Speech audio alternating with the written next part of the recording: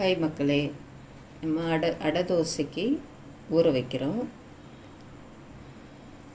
குட்டி உலக்குக்கு ஒரு உலக்கு துவரம்பருப்பு எடுத்துருக்குறேன். அதே உலக்கில் கடலைப்பருப்பு ஒரு உலக்கு போட்டிருக்கிறேன். அதே உலக்கில் ஒரு உலக்கு உளுந்து. இதில் 3 பருப்பு சேர்த்துருக்குறோம். இதில் தண்ணி ஊற்றி வச்சிடலாம்.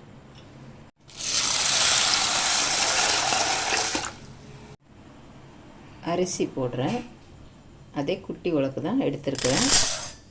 3 உலக்கு இந்த உலக்கில் போடுறேன். இந்த உலக்கு கிராம் அளவுன்னா ஒரு 100 கிராம் வரும். சின்ன உலக்கு இது.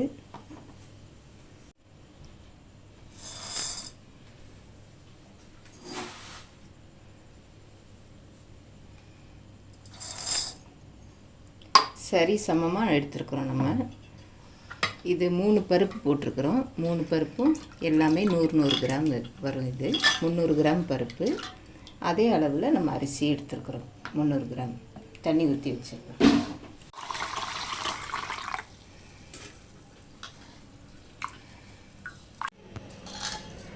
நம்ம நைட்டே ஊற வச்சோம். அரிசியும் பருப்பும், கடலைப்பருப்பு, உளுந்தம்பருப்பு, துவரம்பருப்பு 3 பருப்பு சேர்த்து போட்டிருக்கிறோம்.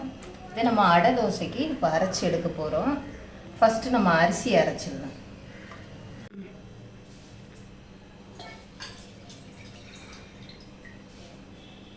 உரலில் தான் இன்றைக்கி நம்ம ஆட்டி எடுக்க போகிறோம் அடை தோசைக்கு.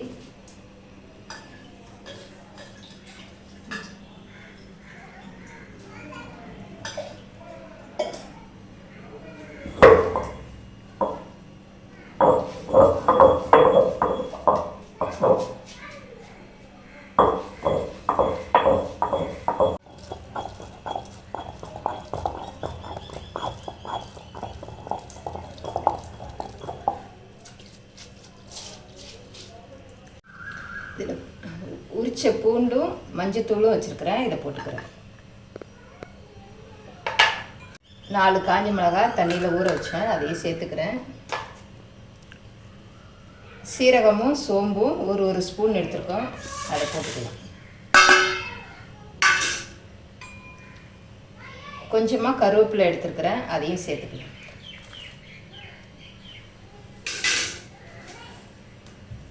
இது எல்லாத்தையும் சேர்த்து நம்ம அரைக்கணும். அரிசின்றதுனால நல்லா நைஸாக அரைச்சிடணும்.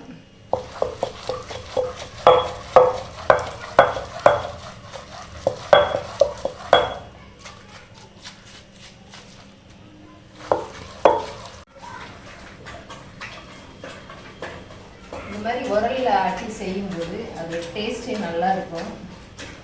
நம்ம மிக்சியில் அரைக்கும்போது அது ரொம்ப சூடாகிடுது. அரிசி அரைச்சி வர்றது இந்த மாதிரி உரலில் போட்டு அரைச்சா அந்த மாவு சீக்கிரம் கெட்டும் போகாது. அந்த டேஸ்ட் நல்லாயிருக்கும் தோசை.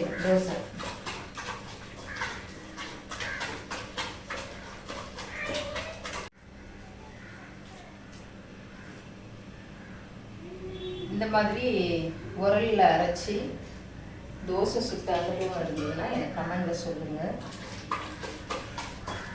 நான் அரைச்சிருக்கிறேன்.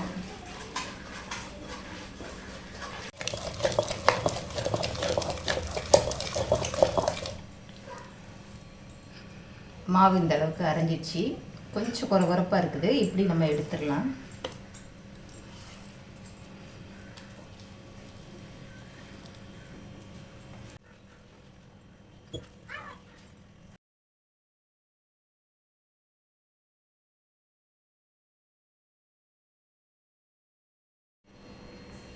பருப்பு நம்ம ஆட்டி எடுத்துடலாம். பருப்பு நான் பாதியாக போடுறேன், சீக்கிரம் அரையும்.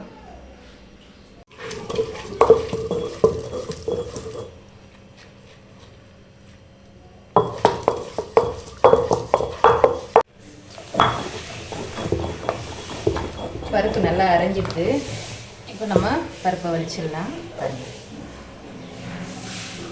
இந்த அளவுக்கு இருந்தால் போதும். கொஞ்சம் அந்த குறகுறப்பு இருக்கணும்.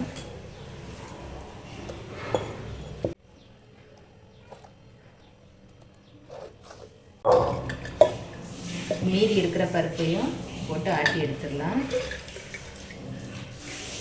பருப்பு வந்து 5 நிமிஷம் தாங்க ஆச்சுது.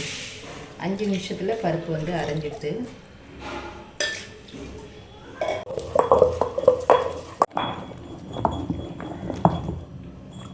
மாவு அரைஞ்சிடுது. நம்ம இந்த மாவை எடுத்துடலாம்.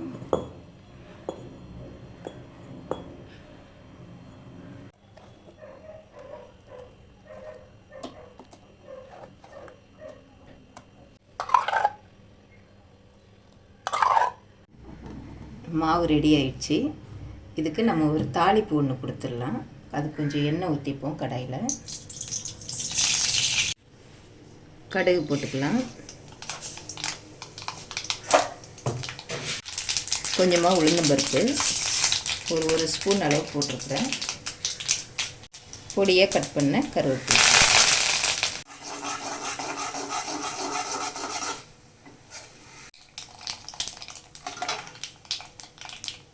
ஒரு வெங்காயம் கட் பண்ணது,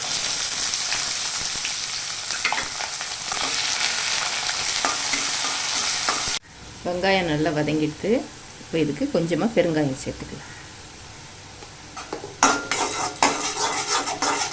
ஸ்டவ் ஆஃப் பண்ணிடலாம்.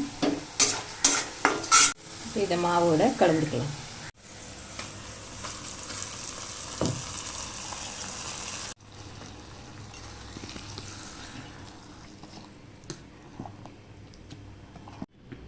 இதுக்கு தேவையான அளவு உப்பு போட்டுக்கலாம். கொஞ்சமாக தண்ணி ஊற்றுறேன், கெட்டியாக இருக்குது. நம்ம தோசை ஊற்றிக்கலாம்.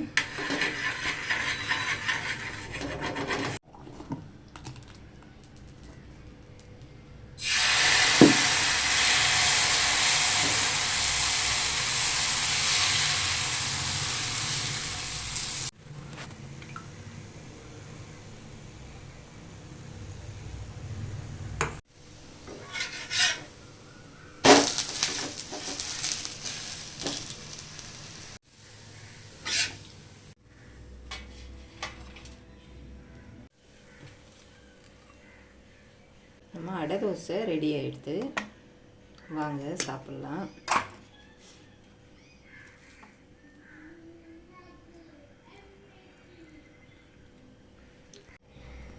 சூப்பராக இருக்குது, வந்திருக்குதுங்க.